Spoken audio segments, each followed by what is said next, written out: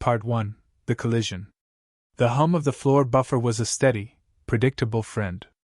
Elias moved with it, a slow, practiced waltz across the sterile marble of the 70th floor.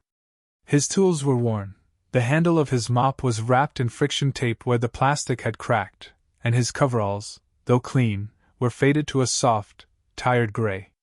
He was not a sad man, merely a man in a quiet season of his life. Resilience was etched into the lines around his eyes, a geography of survival. In the alcove near the elevators, 7-year-old Maya sat at a small, discarded end table he'd salvaged and repaired, her world contained within the waxy scent of crayons and the clean borders of a coloring book. The sitter had cancelled, a fever, and taking a day off was a luxury Elias could not afford. So Maya came with him, a small, silent partner in his nocturnal kingdom of glass and steel. She was a good girl, content in her own orbit, her presence a soft light in the hollow expanse of the corporate tower. The quiet was shattered by the sharp, metallic clang of the boardroom door being thrown open. Eleanor Vance emerged, a figure carved from ice and ambition. Her voice was a shard of glass. Incompetence. I am surrounded by absolute, unforgivable incompetence. Her target, a man in a suit that cost more than Elias's car, flinched. Ms. Vance, the diagnostics are. Your diagnostics are worthless. She cut him off, her tone leaving no room for argument. She strode past them, her heels clicking in angry staccato on the gleaming floor. The Aurelian launch is in 7 hours. The central server is a brick. A $100 million brick. Find someone who can do the job you were hired for, or find another job. The words, sharp and cold, sliced through the air and struck the small alcove. Maya, who was sensitive to loud, angry sounds, looked up, her crayon frozen over a half-finished sun. Her lower lip began to tremble. The sudden shift in atmospheric pressure, from quiet hum to piercing fury, was too much. A small gasp escaped her lips, followed by the first choked sob. Her hands flew to her ears, a desperate attempt to block out the overwhelming noise of adult failure. Elias switched off the buffer. The sudden silence was vast. He didn't look at the CEO or her panicked executives. His world had narrowed to the small, shaking form of his daughter. He crossed the floor in 5 long strides, his worn boots silent on the marble.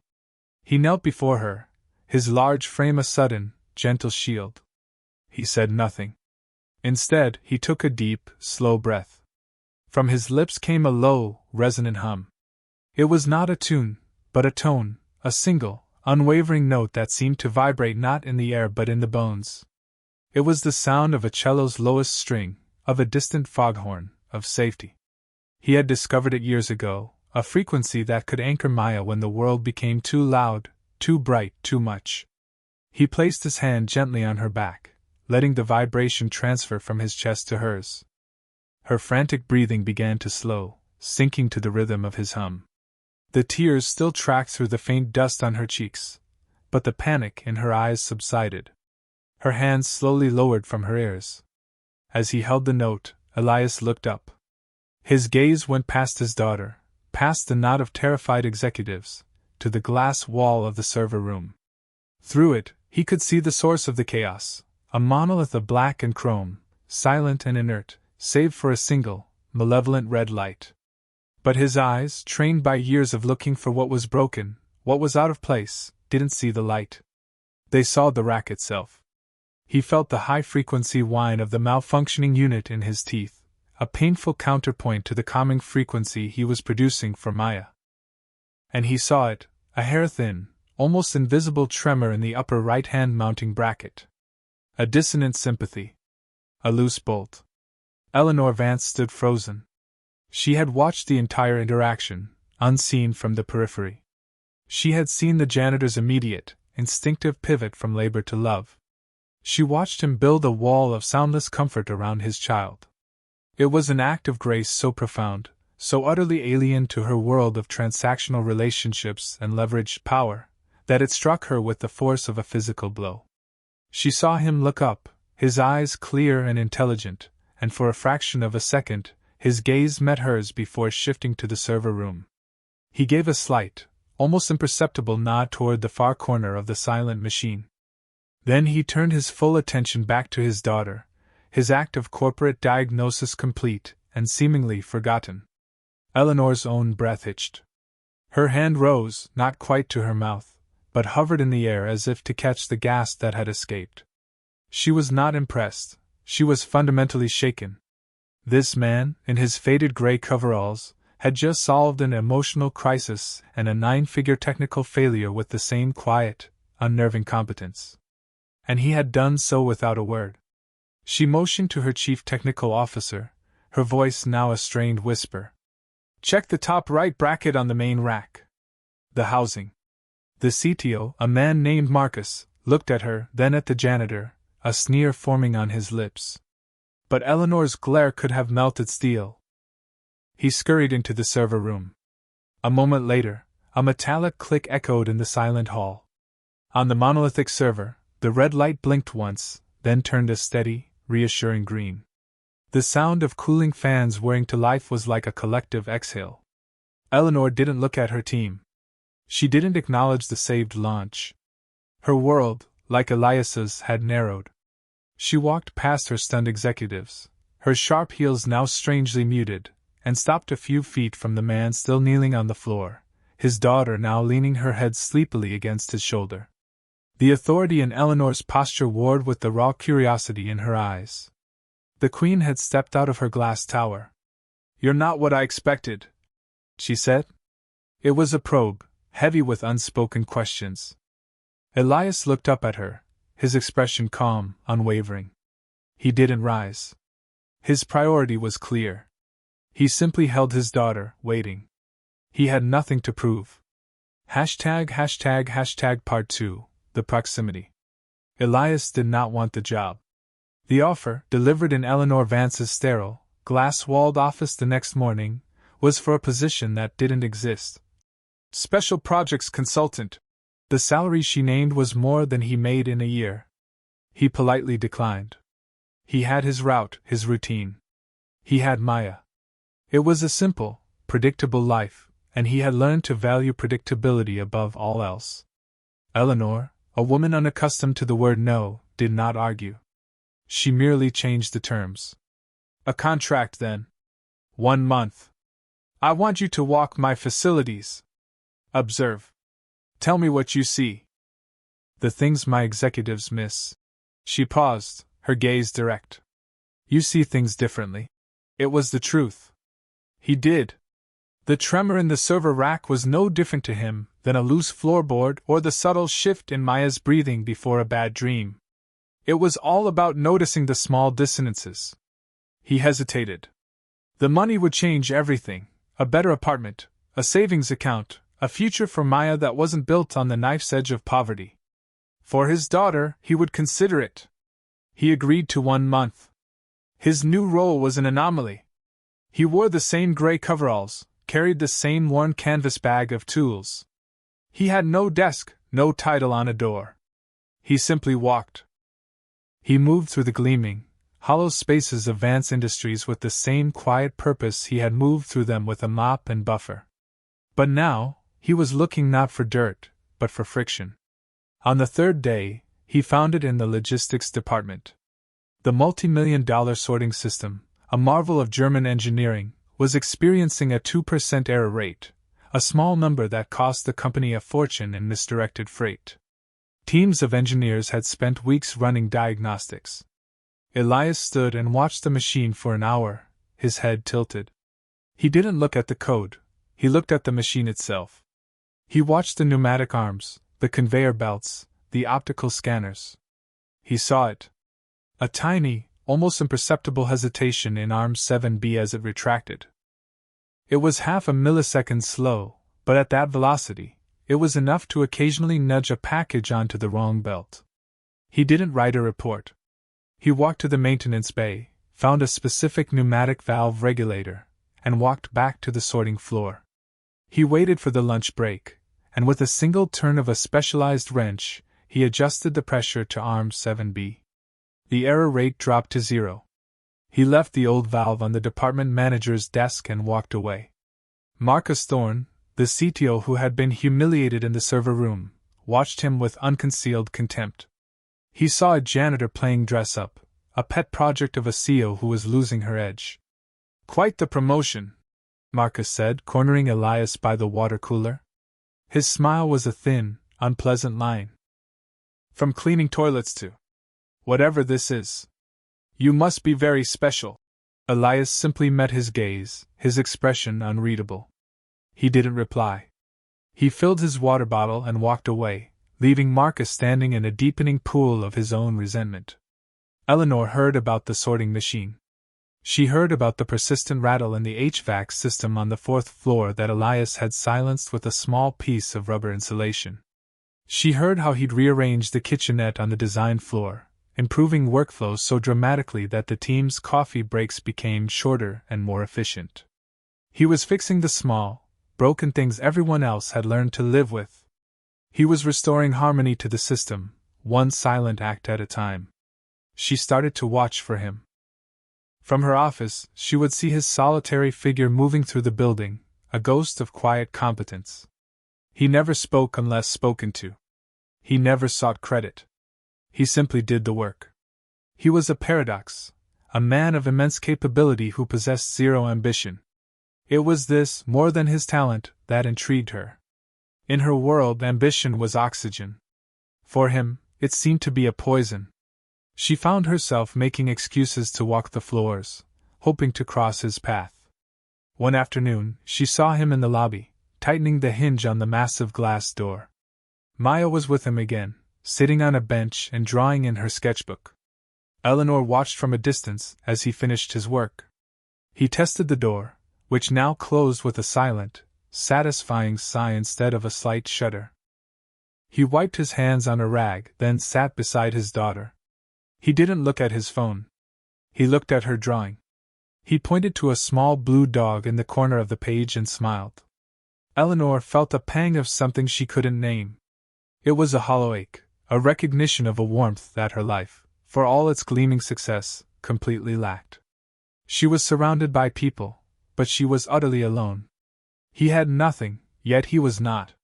Part 3, The Glimpse. The rain began in the late afternoon, a soft gray curtain that blurred the sharp edges of the city. Elias's contract was in its 3rd week. He had settled into a rhythm, a silent patrol of the building's ecosystem. The work was easy, in a way. The building was full of dissonances, large and small, that no one else seemed to notice. Eleanor had asked him to stay late to look at the climate control system in the executive wing. It was another of Marcus Thorne's projects, a state-of-the-art system that was meant to be perfectly balanced but instead created drafts and cold spots, causing endless complaints from the senior VPs. Elias found the problem in 20 minutes. It wasn't the machinery, it was the architecture. The vents were placed in opposition to the natural airflow from the building's central atrium. He made a few notes, sketched a simple diagram showing how installing baffles would solve the issue, and left it on the facility manager's desk. The building was emptying out, the evening quiet descending. He made his way to the 40th floor, a space currently under renovation, intended to be a future wellness center for employees. It was a vast, open room, empty except for construction materials and, in the far corner, covered by a thick canvas drop cloth, a shape he recognized. He felt a pull, a familiar ache. He walked over and lifted a corner of the cloth. A grand piano.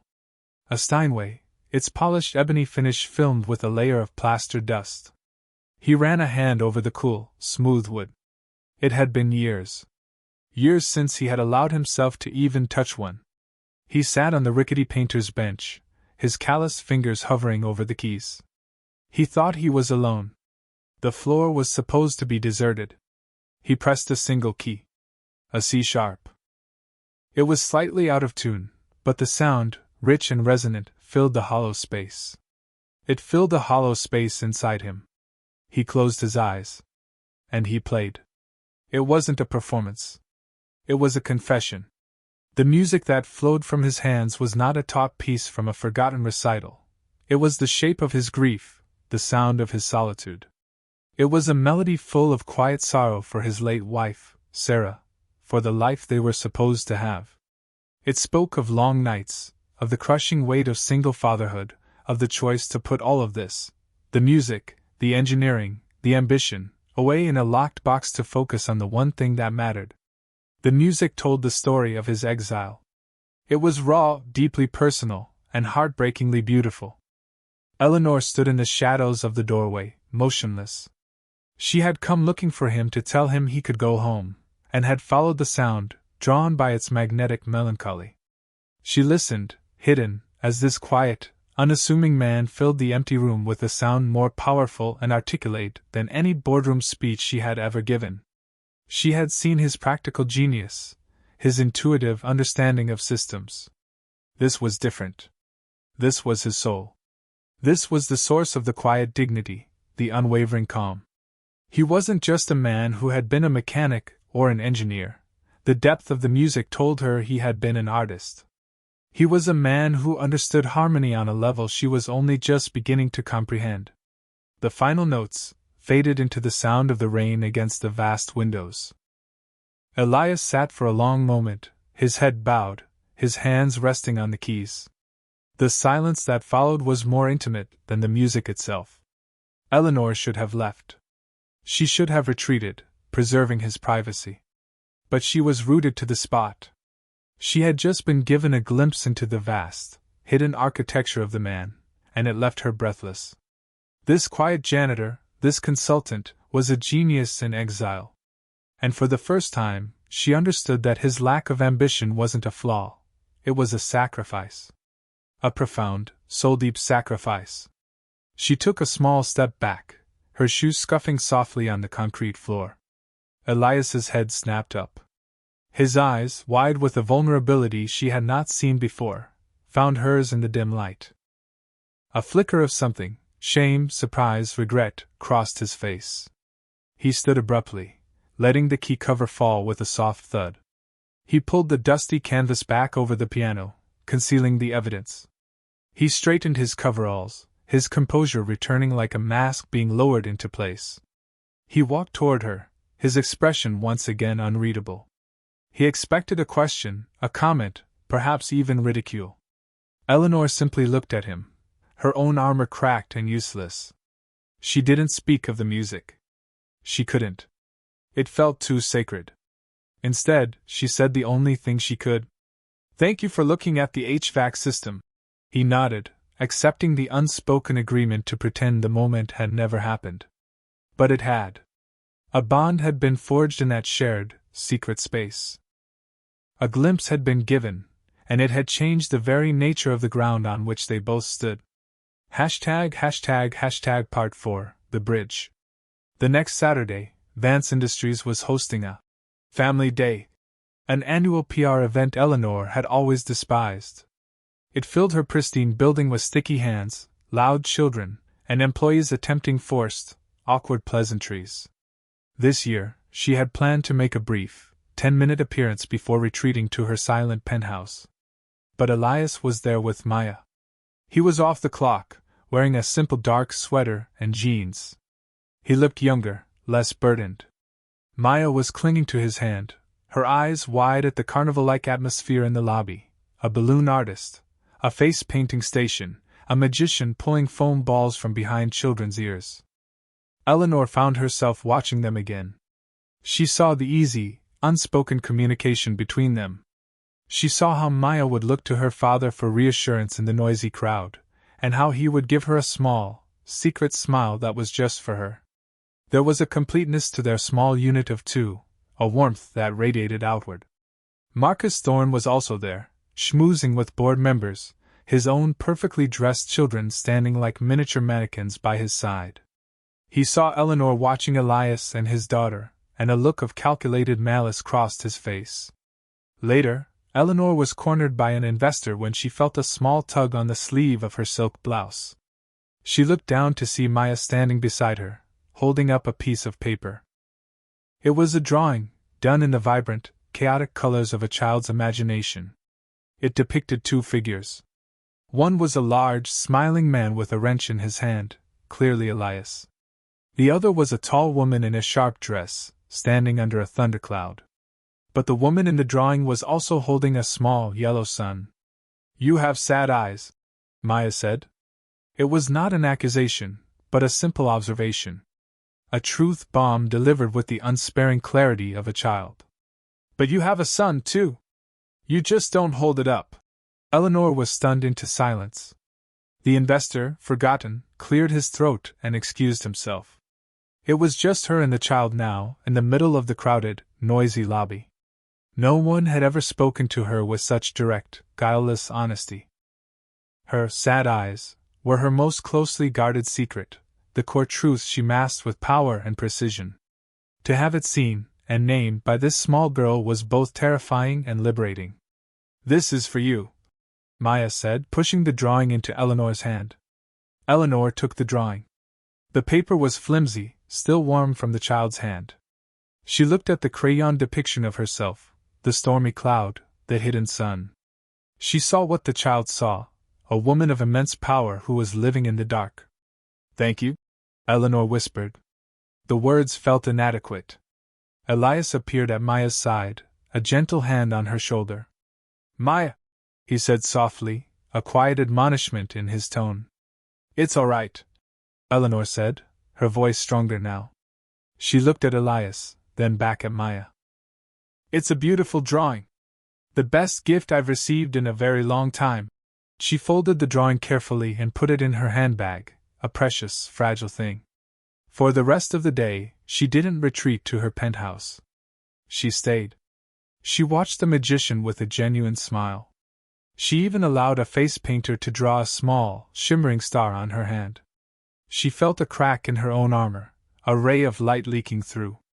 That simple, crayon-drawn picture had become a bridge.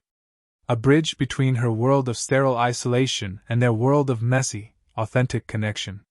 As she watched Elias lift a tired Maya into his arms to go home, she felt her emotional investment shift. It was no longer about a mysterious, talented consultant. It was about this man and his daughter. It was about the small, hidden son she had been told she possessed. For the first time, she wanted to learn how to hold it up. ##### Part 5. The Vulnerability Exchange. A storm broke over the city that night, the kind that rattled windows and made the world feel small. Elias was on the roof of the Vance Tower, securing a loose panel on an air-conditioning unit that was banging in the high winds. The job was supposed to take 10 minutes. He was soaked through in 2. He was finishing the last bolt when the door to the roof access stairwell opened. It was Eleanor. She was holding a large umbrella, which the wind immediately tried to rip from her hands. She was dressed for a gala, an event she had clearly just left, her silk gown now spotted with rain. "The security chief told me you were up here," she shouted over the wind. "You should have waited until morning. It needed to be done," he shouted back, his voice low and steady against the storm's fury. He cinched the last bolt and walked towards her, the rain plastering his thin coveralls to his skin. She held the umbrella over him, a small, futile gesture against the downpour. They stood there for a moment, caught in the violent heart of the storm, the city lights a watery blur below them. The pretense of their professional relationship felt absurd in this context. "Come inside," she said, her voice quiet now, pulling him toward the stairwell. She didn't take him back to her office. She took him to her penthouse, a sprawling, silent apartment at the very top of the building. It was beautiful, sterile, and cold. A museum of a life, not a home. Glass, steel, and marble, with art that was chosen for its investment value, not its soul. There was not a single personal photograph. She handed him a thick towel. "There's a bathroom through there. You can put your clothes in the dryer." When he emerged, wearing a plush gray robe that felt alien against his skin, she was in the kitchen area, pouring 2 glasses of amber liquid.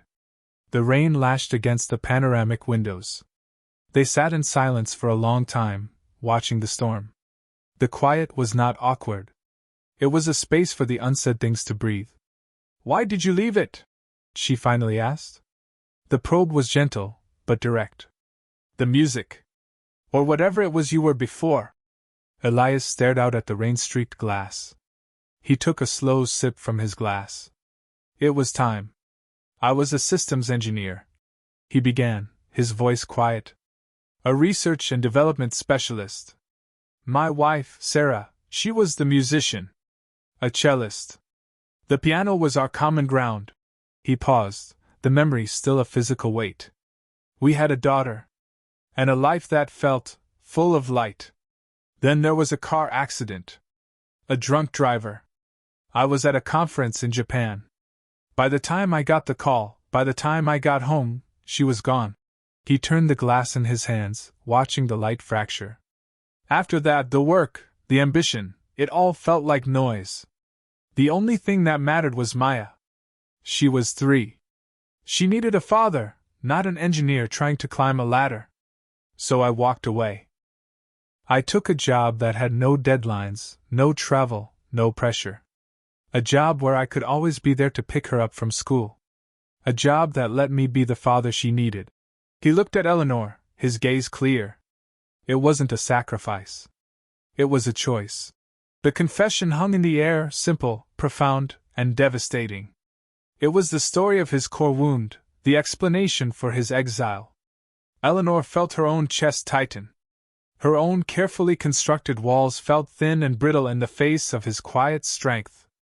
My father, she said, the words feeling foreign in her own mouth.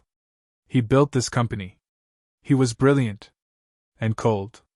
Love, in our house, was a performance review. It was earned by achievement. Affection was a bonus for exceeding targets. She gave a short, mirthless laugh. The one time I told him I was scared of a presentation to the board, he told me fear was a liability he could not afford in an heir. Her voice dropped to a whisper. He taught me that my vulnerability was a flaw. A weakness to be hidden and destroyed. So I destroyed it. There it was. Her own core wound, laid bare in the stormlit room. The source of her armor, the reason for her glass tower. They were no longer CEO and consultant. They were just 2 people, their essential truths exposed. He, a man who had given up a world of success for love. She, a woman who had been taught that love was contingent on success. Elias reached across the small space between them. He didn't say anything. He simply placed his hand over hers where it rested on the cold marble countertop. His hand was warm, calloused, and steady. It was not a gesture of pity, but of understanding. A quiet acknowledgement of her pain. The physical contact was electric. For Eleanor, it was a profound and terrifying act of acceptance. In that silent touch, in the heart of the storm, they transitioned from colleagues into something far deeper. They were 2 survivors, finally showing their scars. And in that shared vulnerability, they found a quiet, unexpected peace. ### Part 6. The external threat. The quiet peace of that night lingered. A subtle shift occurred in the atmosphere of Vance Industries. Eleanor smiled more. She started holding her senior meetings in the newly finished Wellness Center, with its comfortable chairs and natural light, instead of the glacial boardroom. She kept Maya's drawing pinned to the corkboard in her office, right next to the company's stock chart. Elias continued his work, but now there was an unspoken understanding between them. A shared glance across a crowded lobby held more meaning than an hour-long meeting. He was still the quiet man in the gray coveralls, but he no longer felt like a ghost. He felt seen. Marcus Thorne saw it all. He saw the softening of his CEO, her new and inexplicable deference to the janitor. He saw his own influence waning, his meticulously crafted position of power eroding with every problem Elias silently solved. Marcus's resentment, left to fester, had turned into a venomous, desperate ambition. He saw the connection between Eleanor and Elias not as a bond, but as a weakness. A vulnerability he could exploit. The attack, when it came, was not corporate. It was personal. It was primal. One afternoon, as Elias was preparing to leave for the day to pick up Maya from school, he was met at the employee entrance by 2 people, a stern-looking woman in a drab suit and a uniformed police officer. "Are you Elias Vance?" the woman asked, her tone clipped and devoid of emotion. Yes. I'm Ms. Albright, from Child Protective Services, she said, flashing a badge. We've received a report expressing serious concern for the welfare of your daughter, Maya Vance. Elias's blood ran cold. The words seemed to suck the air from his lungs. He felt a dizzying sense of disbelief. Concern? What concern? The report alleges that you routinely bring your child into a hazardous work environment, late at night, Ms. Albright continued, her eyes scanning him with detached professionalism. It also alleges neglect, stating you are unable to provide adequate supervision or a stable home environment due to your employment. We'll need to schedule a home visit and an interview with Maya. Alone. It was a perfectly crafted attack. It twisted his greatest strength, his dedication as a father, into a weapon against him. Every late night he'd brought Maya to work because a sitter cancelled. Every meal they'd shared at the salvage table was being reframed as negligence. He knew, with a sickening certainty, who was behind it. Marcus. It had his fingerprints all over it, cruel, precise, and aimed at the heart. The threat was existential. It wasn't about a job or a contract. It was about his daughter. The one thing in his life he had built his entire world around. The thought of them taking her, of even questioning his fitness as a father, was a terror beyond anything he had ever known. He tried to call Eleanor, but the call went straight to voicemail. She was in a closed-door meeting with the board. He was alone. He walked to the school, his feet feeling like lead. The usual joy of seeing Maya run out to meet him was replaced by a cold dread.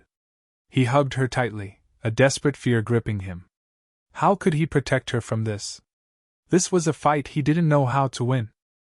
The system was a machine he didn't understand, and it had just been aimed directly at his family. News traveled fast in a corporate environment. Whispers followed Elias as he left the building. By the time Eleanor's board meeting ended, the rumor was already spreading. The janitor consultant was being investigated by CPS. Her assistant delivered the news with a tactful, downcast expression. Eleanor felt the floor drop out from under her. She looked at the crayon drawing on her wall, the woman under the thundercloud. The storm had arrived. She was faced with a choice, stark and absolute. She could protect her old world, sever ties with Elias, issue a statement about due diligence, and insulate the company from the scandal. The board, and certainly Marcus, would expect it. It would be the safe, logical, powerful move. Or she could protect her new world. The world that contained a quiet man, his remarkable daughter, and the faint, flickering hope of a son she was just learning to hold. The choice was no choice at all.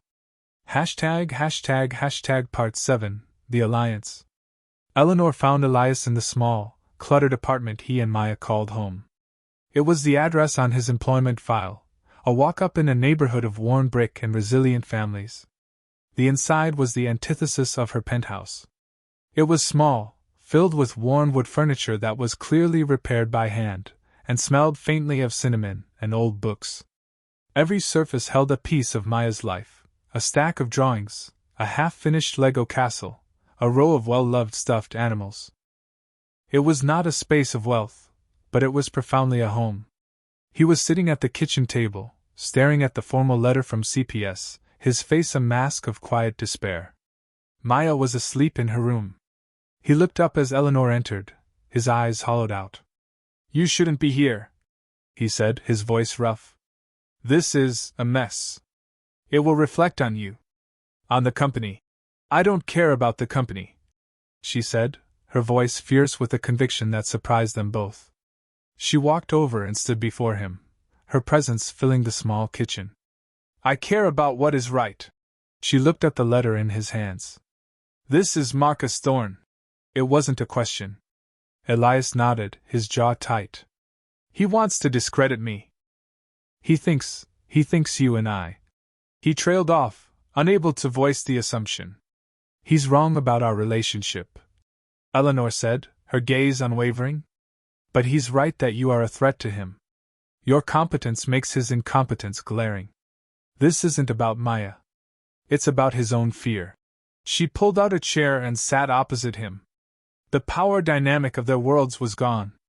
They were simply a man and a woman at a kitchen table, facing a common enemy.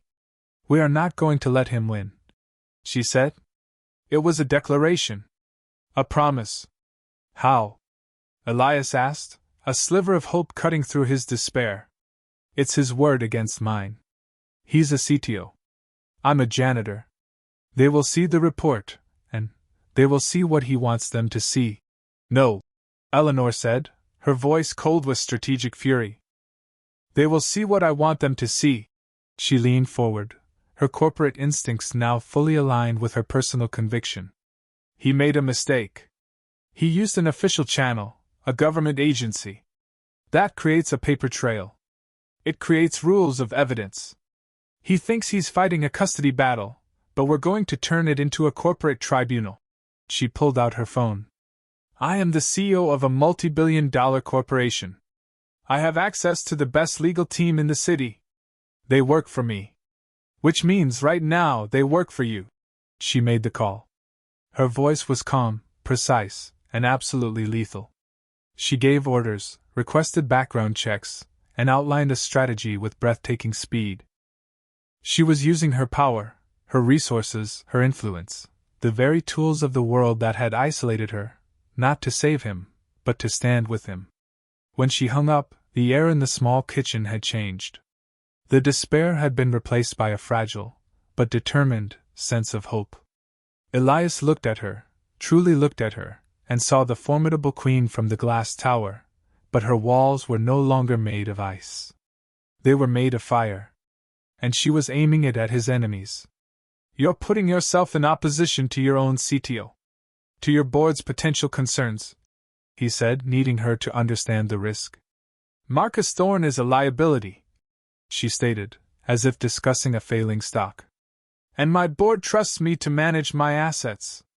You," she said, her eyes locking with his, "are an asset. Maya is precious." In that moment, they became a unified team. The alliance was sealed not with a handshake, but with a shared look of trust and loyalty. He was no longer a man fighting alone to protect his daughter. And she was no longer a queen ruling a kingdom of one. They were partners. And they were going to war. Part 8. The Public Vindication. The climax did not happen in a sterile courtroom or a stuffy CPS office. Eleanor made sure of that. It happened at the Aurelian Launch Gala, the very event Elias had saved. It was the crown jewel of the Vance Industries calendar, a high-stakes media spectacle attended by tech journalists, investors, and the entire corporate hierarchy. Eleanor had insisted Elias attend. He stood awkwardly near the back of the grand ballroom in a borrowed suit that felt like a costume. He was there, officially, as a special consultant to the CEO. The whispers followed him, a mix of curiosity and suspicion fueled by Marcus's carefully leaked rumors. Marcus Thorne was in his element, holding court near the stage, accepting congratulations for the flawless launch of the Aurelian server system. He looked over at Elias with a triumphant smirk. In his mind, he had already won. The CPS investigation was proceeding, and the janitor's reputation was in tatters. The gala's main event was Eleanor's keynote address, followed by a live, interactive demonstration of a new, cutting-edge robotics system, another of Marcus's flagship projects. Eleanor took the stage, a vision of power and control in a dark blue gown. She began her speech, thanking the teams, the investors. Then, her tone shifted. "Innovation is not just about technology," she said, her voice ringing with a new, personal authority. "It is about people. It's about seeing the unseen potential in others. It's about recognizing that true value often lies where we least expect it." She looked out over the crowd, her gaze passing over the board members and landing, for a moment, on Elias. "Tonight, we celebrate the Aurelian servers. A project that nearly failed hours before launch. It wasn't saved by our executive team, or by our six-figure engineers. It was saved by a man who was mopping the floor outside the server room. A man who had the wisdom to see the one tiny flaw that everyone else had missed." A stunned silence fell over the ballroom. Marcus's smile froze on his face. That man is Elias Vance, Eleanor continued, gesturing toward the back of the room. He is a man of profound integrity and quiet genius. And he has been the target of a vicious, baseless, and personal attack by someone within this company. She let the words hang in the air. Then she turned to the robotics demonstration. Now Mr. Thorne will demonstrate our new Synapse robotic arms. Marcus, pale and sweating, stumbled onto the stage. He began the demo, his voice trembling. The robotic arms were supposed to perform a series of delicate, complex tasks. But halfway through they froze. An error message flashed on the giant screen behind him. Cascade failure. Harmonic resonance imbalance. It was the same type of problem as the server, a system shaking itself apart, but on a more complex scale. Panic flashed in Marcus's eyes. He frantically typed commands into the console. Nothing. The multi-million-dollar demo was dead on arrival, in front of the entire industry. Eleanor remained calm. A technical issue, it seems, she said into the microphone. Mr. Vance? She called out, her voice clear and steady. Perhaps you might have a look? Every head in the room turned to Elias. He stood frozen for a beat, caught in the spotlight. This was her plan. A public test. A public vindication. He walked slowly toward the stage, the borrowed suit suddenly feeling less like a costume and more like armor. He didn't touch the computer. He walked around the frozen robotic arms, his eyes scanning them, his head tilted as if listening to a sound no one else could hear. He saw it, a minute vibration in the base of the central arm, a flaw in the physical design that was creating a feedback loop in the control software. He walked to the console, typed a single line of code, not to fix the software, but to compensate for the physical flaw by creating a counter-frequency in the arm's motor. He hit enter. The robotic arms whirred to life, moving through their routine with flawless, silent grace. The ballroom erupted in spontaneous applause. Elias simply nodded to Eleanor and started to walk off the stage. One more thing. Eleanor's voice boomed from the speakers, stopping him. She was holding a single sheet of paper. I have here a sworn, notarized confession from a former assistant in Mr. Thorne's department, detailing how he coerced her into filing a false and malicious report with Child Protective Services. A copy has been delivered to the agency, along with a formal complaint from this company's legal department. Security will now escort Mr. Thorne from the building. His career in this industry is over. Marcus stood, utterly defeated, as two security guards moved toward him. Eleanor walked across the stage to where Elias stood. In front of the cameras, the investors, and the entire company, she did something no one expected. She reached out and took his hand. It was a simple, public gesture of unity. She didn't just acknowledge his worth, she aligned herself with it. Their hands clasped, they stood together, a silent, powerful tableau of vindication. They were a team. A couple. And the whole world could see it. #### Part 9, The Resolution. The fallout was swift and decisive. Marcus Thorne was gone, a ghost in the corporate machine he had tried to weaponize. The CPS case was dismissed the following morning with a formal apology. The rumors died, replaced by a quiet lull. The gala ended, the crowds dispersed, but Elias and Eleanor remained in the now empty ballroom. The vast, silent space was theirs alone. The adrenaline of the public confrontation had faded, leaving behind a profound sense of peace. Eleanor had changed out of her gown and into a simple black dress. Elias had taken off the suit jacket. They stood by the tall windows, looking out at the city lights. You didn't have to do that, he said softly. The public display. Yes, I did, she replied, turning to face him. They needed to see. Not just that Marcus was wrong, but that you were right. That we were right. The space between them, once a chasm between worlds, was now an intimate silence. All the things they had left unsaid, on the stormy roof, in his small kitchen, in their shared glances, rose to the surface. The performance was over. This was what was real. I was so scared, Elias confessed, the words raw with the memory of the past week. Not for me. But that they would hurt Maya. That my choices had somehow put her in danger. It was a confession of his deepest fear as a father. You are the best father I have ever seen, Eleanor said, her voice thick with emotion. Everything you do is for her. The choices you made weren't a liability. They are your greatest strength. She took a step closer. The air crackled. She reached up and gently touched his cheek, her fingers tracing the line of his jaw. It was a gesture of incredible tenderness, a question and an answer all in one. For years, she said, her voice a whisper, I built walls to keep myself safe. I thought power was control. I thought vulnerability was a weakness. She looked into his eyes, her own shining with a light he had never seen there before. You showed me that real power is quiet. Real strength is gentle. You and Maya, you didn't just fix the broken things in my company. You fixed me.